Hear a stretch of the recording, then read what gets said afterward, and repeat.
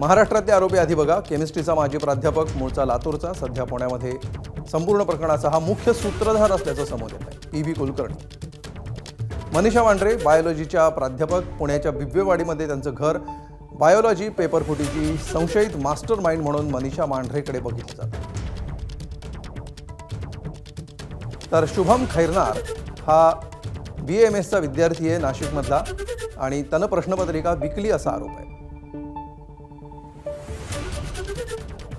धनंजय लोखंडे हा आयुर्वेद डॉक्टर आहे, मूळचा अहिल्यानगरचा, सध्या पुण्यात असतो. प्रश्नपत्रिका विकल्याचा आरोप त्याच्यावर.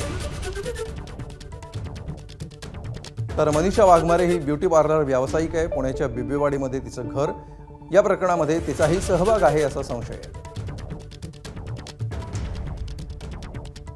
तर इतर राज्यातले नीटचे आरोपी बघा. त्यामध्ये दिनेश बिव्वाल, यश यादव, मांगीलाल बिव्वाल, राकेश मंदावारिया आणि विकास बिव्वाल यांचा समावेश आहे.